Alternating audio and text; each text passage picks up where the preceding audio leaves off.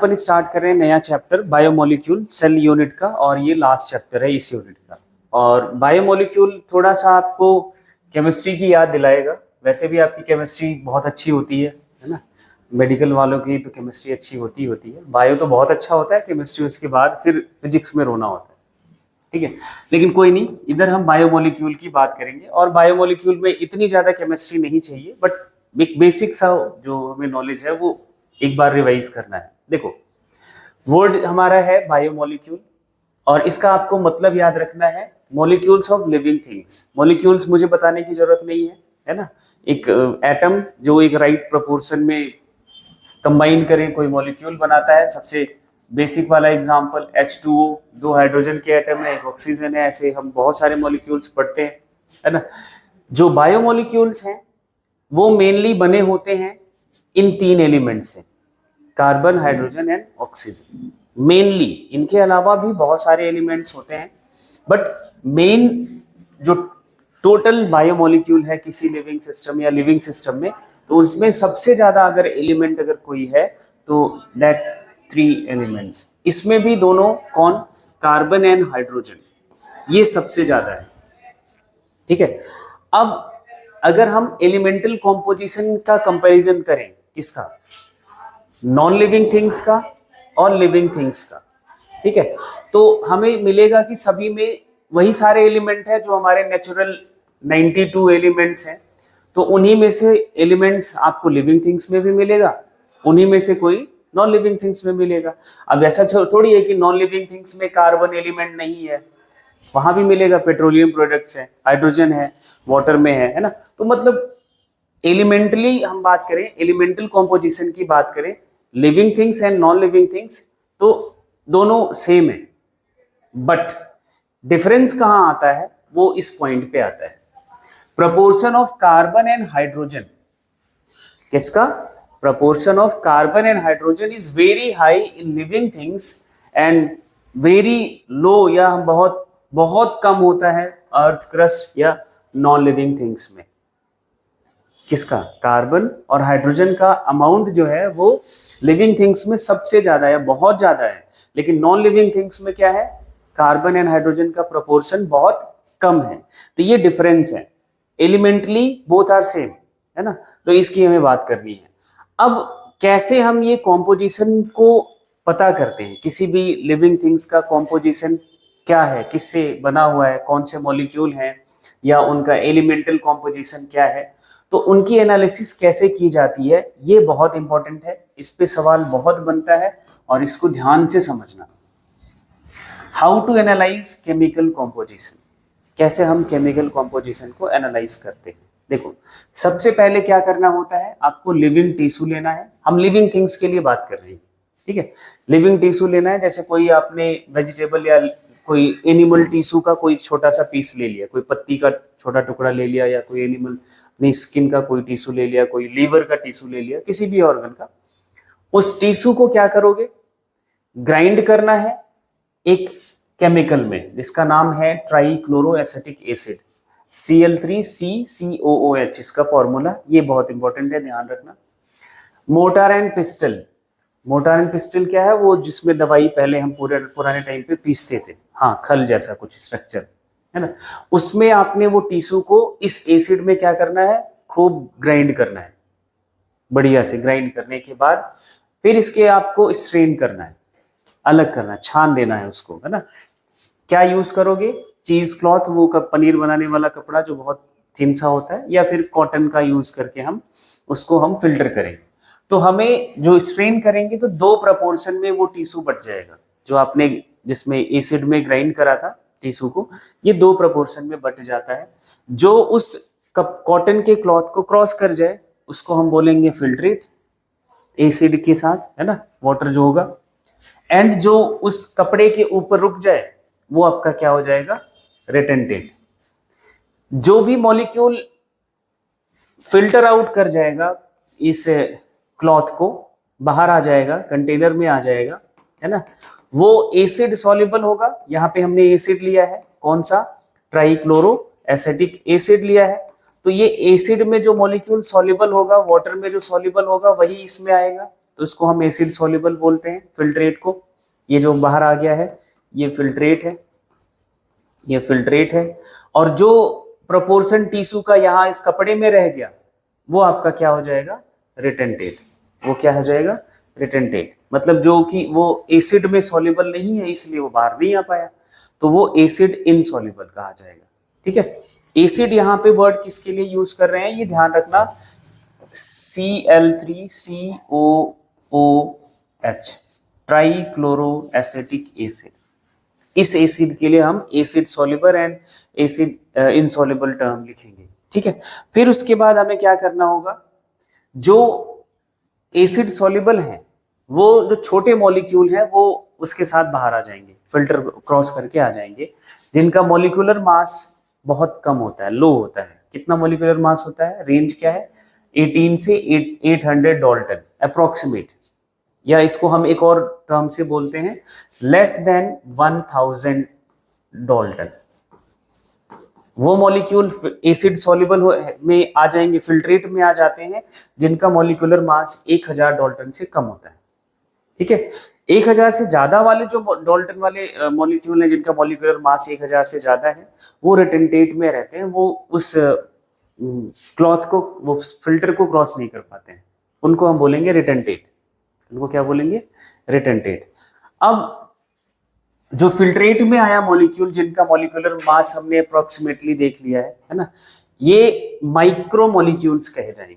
Micro मतलब molecular mass कम है तो माइक्रो मॉलिक्यूल बोले जाएंगे, या फिर बायो माइक्रो मॉलिक्यूल्स बोला जाएगा। लिविंग स्ट्रक्चर है, जैसे एग्जांपल के तौर पर amino acids, sugar, simple sugar जो होते हैं मॉलिक्यूल, न्यूक्लियोटाइड्स, ये सारा कुछ एसिड सॉल्युबल है, एसिड में फिल्टर आउट होके आ जाता है। और जो फिल्टर आउट में होके नहीं आता उनको हम मैक्रो मॉलिक्यूल बोलेंगे या फिर बायो मैक्रो मॉलिक्यूल बोलेंगे, जैसे पॉलीसैकेराइड्स। पॉलीसैकेराइड्स में से नाम आपने याद रखा है, सुना है, स्टार्च है, सेलुलोज है, ये नहीं आएगा, है ना। प्रोटीन्स नहीं आएंगे, जो लार्ज साइज प्रोटीन है वो नहीं आएगा, न्यूक्लिक एसिड नहीं आएगा, डीएनए का पूरा स्ट्रैंड वो नहीं क्रॉस कर सकता, लेकिन न्यूक्लियोटाइड क्रॉस कर सकता है, उसका बेसिक यूनिट क्रॉस कर सकता है। ठीक है, तो ये पूरा प्रोसेस होता है कि केमिकल कॉम्पोजिशन को पता करने का। आपने लिविंग टिश्यू में या लिविंग सेल में, लिविंग जो हमारा टिश्यू है उसको दो हिस्सों में आपने डिवाइड कर लिया, किस तरह से, इस एसिड का यूज करके, फिल्ट्रेट और रिटेंटेट। फिल्ट्रेट में कौन आ गए, जिसका मॉलिक्यूलर वेट 1000 से कम है वो आ जाते हैं, और इधर कौन आ गए, जिनका मॉलिक्यूलर वेट 1000 से ज्यादा है। एक सवाल तो यही पूछा जाता है। फिल्ट्रेट हमारे एग्जाम्पल जो मोनोमर्स हैं, न्यूट्रिएंट्स के या जो बायोमोलिक्यूल्स के मोनोमर्स हैं, उनका वो फिल्ट्रेट में आ जाते हैं, और जो पॉलीमर्स हैं वो आपके रिटेंटेट में रह जाते हैं। और जो सबसे इंपॉर्टेंट पॉइंट है वो ये है, इस प्रोसेस को पढ़ने के बाद आपको ये पॉइंट सबसे ज्यादा ध्यान देने की जरूरत है। लिपिड्स एक हमारा न्यूट्रिएंट है, बायोमोलिक्यूल है, लिपिड्स। लिपिड्स है तो बायो माइक्रोमोलिक्यूल, मतलब it's molecular weight is less than 1000 Dalton. इसका मॉलिक्यूलर वेट कितना है, 1000 डाल्टन से कम होता है, लेकिन प्रेजेंट इन रिटेंटेट। ये कहां प्रेजेंट होता है, रिटेंटेट। इसका रीजन क्या है, कि रीजन ये है कि लिपिड जो है हमारा वो वाटर इनसॉल्युबल होता है, एसिड में सॉल्युबल ही नहीं है, इसलिए वो फिल्ट्रेट में नहीं आ पाता। तो ये बहुत ही इंपॉर्टेंट पॉइंट है और बहुत कंफ्यूज करा जाता है, पूछा जाता है कि लिपिड क्या है। लिपिड क्या है, पहली बात तो याद होना चाहिए, बायो माइक्रोमोलिक्यूल है ना। दूसरा कि इट प्रेजेंट इन रिटेंटेट, बिल्कुल जस्ट अपोजिट बिहेवियर है। बायो माइक्रोमोलिक्यूल कहाँ होता है, फिल्ट्रेट में होता है ना, फिल्ट्रेट में प्रेजेंट होने वाले मॉलिक्यूल्स को बोलते हैं, लेकिन ये कहाँ प्रेजेंट है, रिटेंटेट के साथ। इसका नेचर ही अलग है। नेचर क्या है कि ये वाटर सॉल्युबल नहीं है, वाटर इनसॉल्युबल है, नॉन पोलर है, इसलिए। ठीक है, अब ये एक आप चार्ट देखो, इससे आपको थोड़ा सा आइडिया लगने वाला है। एवरेज कॉम्पोजिशन एक सेल का दिया हुआ है, ये एवरेज कॉम्पोजिशन एक सेल का है। देखो परसेंटेज आपका सेलुलर मास दिया हुआ है, वाटर लगभग 70 से 90% सेल में या लिविंग बॉडी, लिविंग स्ट्रक्चर में वाटर का सबसे ज्यादा प्रोपोर्शन होता है, 70 to 90%। ठीक है। उसके बाद 10 से 15% प्रोटीन बनाता है। उसके बाद दूसरा कौन अबंडेंट मॉलिक्यूल है? प्रोटीन। फिर उसके बाद 3% तक आपका क्या है? कार्बोहाइड्रेट। लिपिड 2% बनाता है। न्यूक्लिक एसिड 5 से 7%। आयंस जिसे आप मिनरल्स भी कहते हो, दैट मेक्स 1%। तो ये किसी लिविंग स्ट्रक्चर का एवरेज कॉम्पोजिशन है। Water is the most abundant molecule, and second one is the protein, and third one is the nucleic acid, fourth पे कार्बोहाइड्रेट, फिफ्थ पे आपका लिपिड, एंड सबसे कम चाहिए होता है आपको मिनरल्स। लिविंग बॉडी हम भी है, लिविंग स्ट्रक्चर है, तो हमारे बॉडी में भी ऐसा ही एवरेज कॉम्पोजिशन है। बॉडी में सबसे ज्यादा क्या है? वाटर। सेकेंड नंबर पे प्रोटीन, थर्ड नंबर पे न्यूक्लिक एसिड, फोर्थ नंबर पे कार्बोहाइड्रेट, और फिफ्थ नंबर पे लिपिड, एंड सबसे कम क्या होता है? आयंस। देखो, अब ये हमें एवरेज कॉम्पोजिशन इस सब इसलिए बता रहा हूं, इसलिए समझा रहा है, इसलिए आपको पढ़ना होता है। आपकी अपने आप भी एज अ लिविंग सिस्टम हो, अपने लिविंग सिस्टम के साथ जस्टिफाई कर पाओ। अब क्या हमारे डाइट में ये प्रपोर्शन होता है हमारे फूड का, जो कि हमारी बॉडी को चाहिए? सबसे देखो, कार्बोहाइड्रेट ज्यादा चाहिए, फिर लिपिड कम चाहिए, प्रोटीन तो बहुत ज्यादा चाहिए, लेकिन हम उल्टा करते हैं। हमारा डाइट क्या है? सबसे ज्यादा फैट से बना हुआ है, उसके बाद कार्बोहाइड्रेट है, और सबसे कम ये प्रोटीन होता है। क्यों? इसका रीजन ये नहीं कि लोगों में अवेयरनेस नहीं है। अवेयरनेस है भी अगर, तो प्रोटीन प्रोवाइडर्स जो हैं, जो इस नेचर की हमें प्रोटीन जहां से जिस जिस फूड से मिलता है, दे आर कॉस्टली, वो महंगे हैं। ये कार्बोहाइड्रेट लिपिड वाले जो फूड सप्लायर्स हैं जिससे हमें ये मिलता है, वो बहुत सस्ते हैं, इसलिए हम ये खा रहे हैं, मजबूरी है।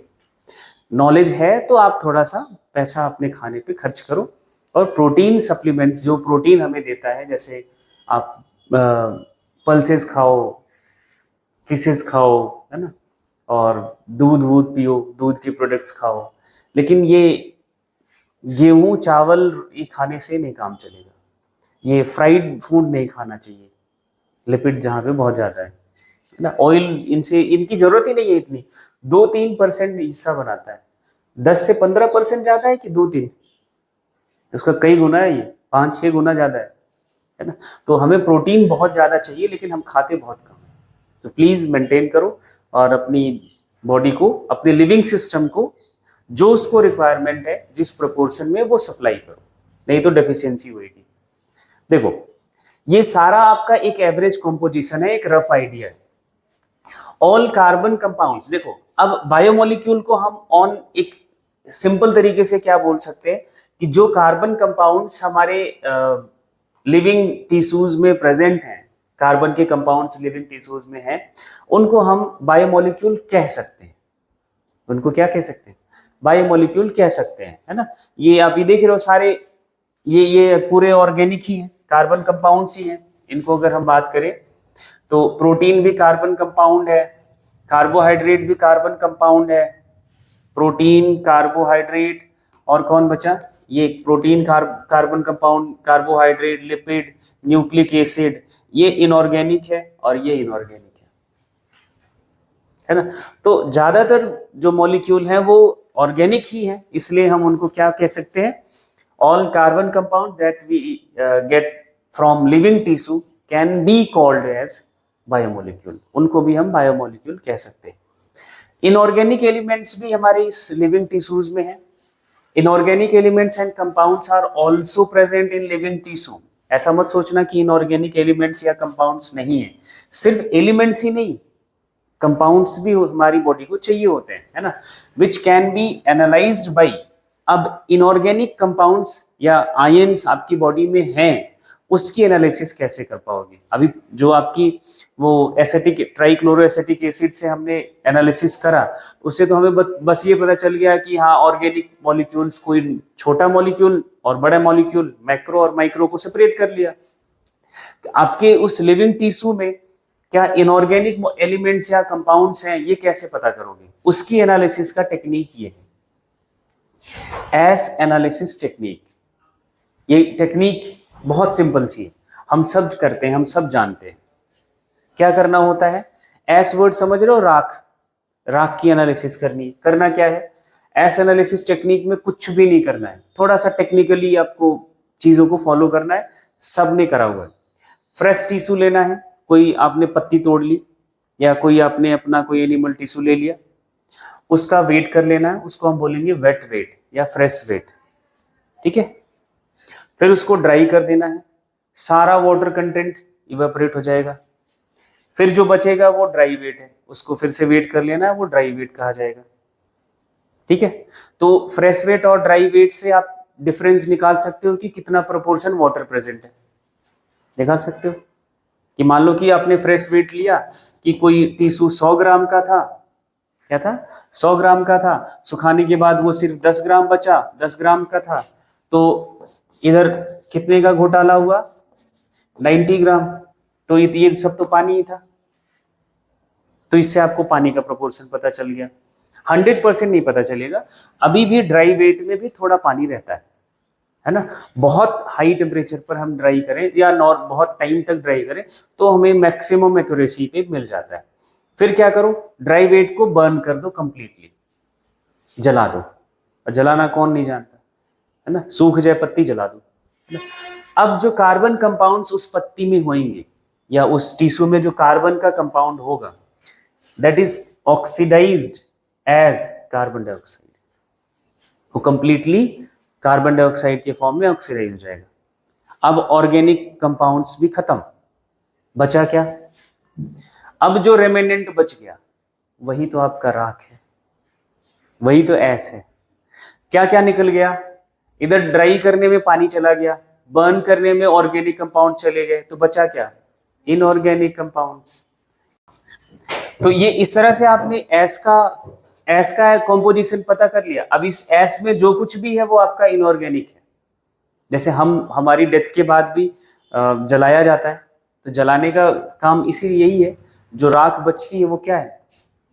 इनऑर्गेनिक मिनरल्स हैं, इनऑर्गेनिक कंपाउंड्स हैं, आयंस हैं, मिनरल्स हैं, जिसे आप गंगा जी में प्रवाहित कर देते हैं, तो वो कहीं ना फिर से जाके वो सॉइल में मिलेगा, सॉइल फिर से प्लांट्स यूज करेगा उन मिनरल्स को, उन आयंस को, है ना। Contain many inorganic elements and compounds, यहाँ पे ये भी लिख लेना, and compounds, elements and compound. जैसे एग्जाम्पल के तौर पर sodium ion, potassium ion, calcium ion, magnesium ion, water, है ना। एंड कंपाउंड्स के तौर पर सोडियम क्लोराइड, कैल्शियम का carbonate, phosphate group, sulphate group, ये सब कुछ आपके बॉडी में लिविंग स्ट्रक्चर में, लिविंग टिश्यू में प्रेजेंट होता है। बोलो, इतनी बात क्लियर है? दोनों एनालिसिस समझ आ गया।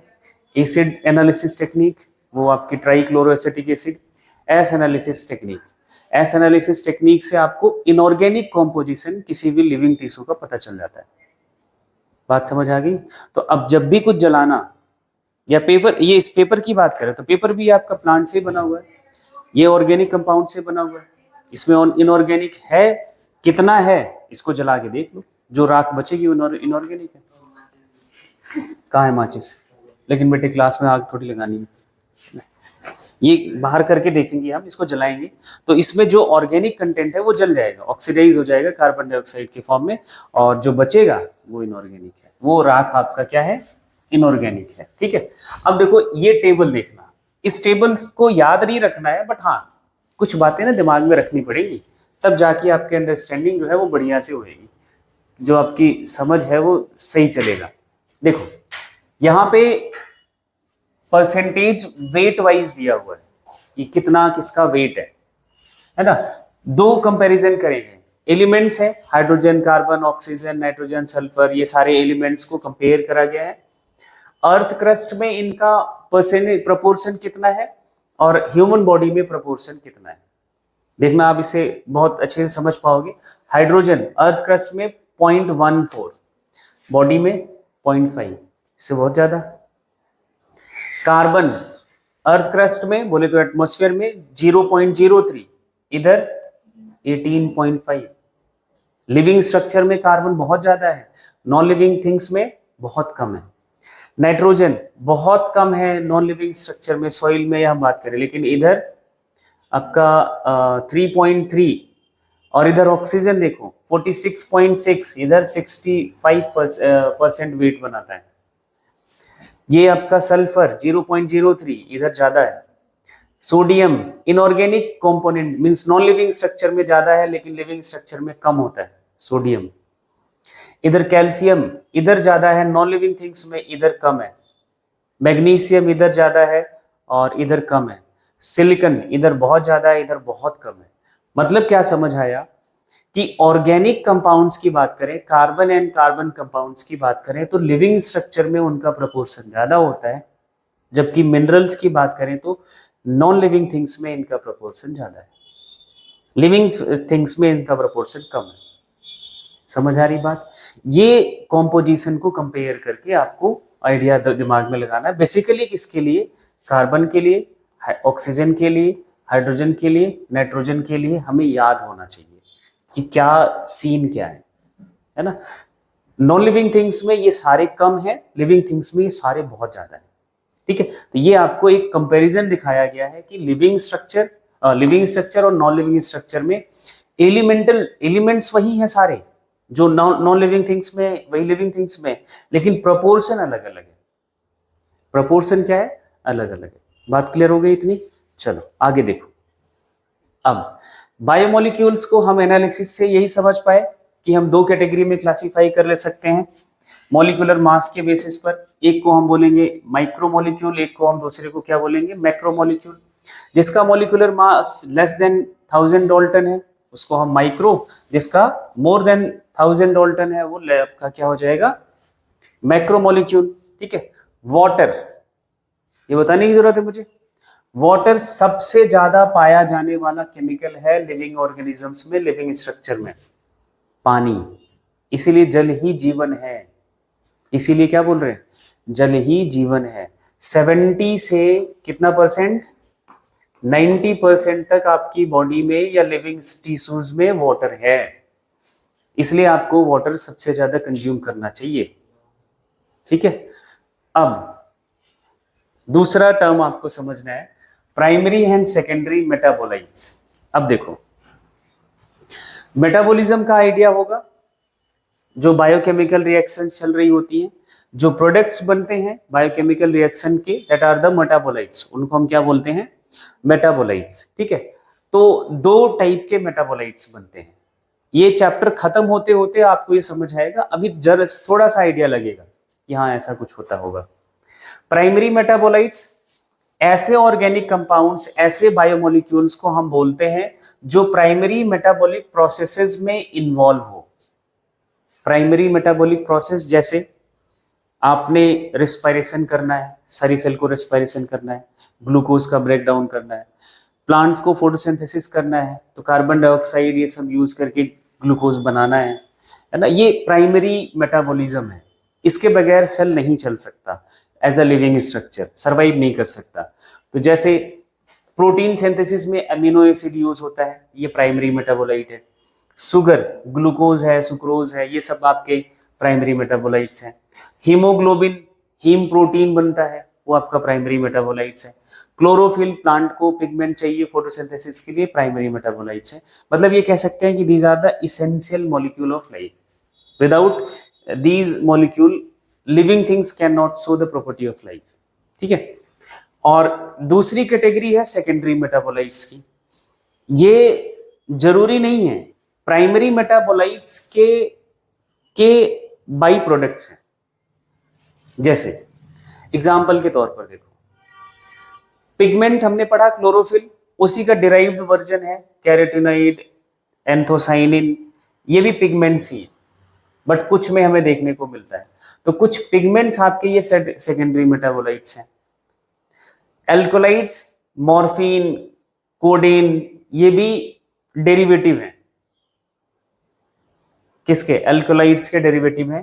तो ये आपके सेकेंडरी मेटाबोलाइट्स, ये प्लांट के प्राइमरी मेटाबॉलिज्म में यूज नहीं होते, ये एज अ बाई प्रोडक्ट बनते हैं, प्लांट स्टोर करता है, तो फिर हम उसको निकाल के या तो हमारे लिए यूजफुल है या हमारे लिए हार्मफुल है।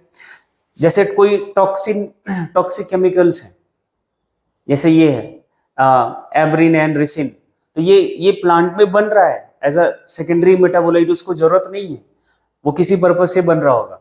अब ये ड्रग्स हैं, ये आपका विनब्लास्टिन है, क्यूरक्यूमिन है, जो आपके उसमें जितने भी हमारे स्पाइसेस हैं, टर्मरिक है, क्यूमिन है, इन सब में ये क्यूरक्यूमिन मिलता है, जैसे वो एज अ वो हमें पेन किलर रिफ्रेशर का काम करता है। तो ये केमिकल्स बनते हैं एज अ सेकेंडरी मेटाबोलाइट, ठीक है। ये प्लांट को बहुत जरूरी नहीं है, पॉलीमेरिक सब्सटेंसेस, रबर है, गम है, सेलुलोज है, ये सब प्लांट के सेकेंडरी मेटाबोलाइट्स हैं। ये जो आपका चार्ट है एनसीईआरटी का चार्ट है, ये टेबल सेकेंडरी मेटाबोलाइट्स का, एक या दो क्वेश्चन तो बहुत, दो तो कभी कभी हो जाए, नहीं तो एक क्वेश्चन तो फिक्स है, इससे आता ही आता है। इनमें से इन सेकेंडरी मेटाबोलाइट्स किस कैटेगरी के हैं, जैसे रेसिन, रेसिन कौन है, किस कैटेगरी का है, टॉक्सिन कैटेगरी का है। या आपसे पूछेगा कि इनमें से नाम देखे कि कौन सा आपका सेकेंडरी मेटाबोलाइट नहीं है या फिर है। तो ये चार्ट आपके लिए बहुत ही इंपॉर्टेंट है, सेकेंडरी मेटाबोलाइट्स, ये आपको ध्यान याद रखना पड़ेगा, धीरे धीरे याद होगा, 2-4 बार पढ़ोगे तो याद होगा। लेमन ग्रास ऑयल सारे इसेंशियल ऑयल में आपको मिलता है, जो स्मेल आती है वो इसी से आती है। ये आपको इस तरह से बातें थोड़ी सी इसकी याद रखनी होगी। तो मेटाबोलाइट्स आपके क्या हो गया, प्राइमरी या सेकेंडरी, ठीक है। तो प्राइमरी वो जो हम लाइफ प्रोसेसेस को इसेंशियली चाहिए, और सेकेंडरी वो जो नॉन इसेंशियल है, जो प्लांट का या एनिमल की बॉडी में एज अ बाई प्रोडक्ट बन रहा है, ठीक है। अब दूसरी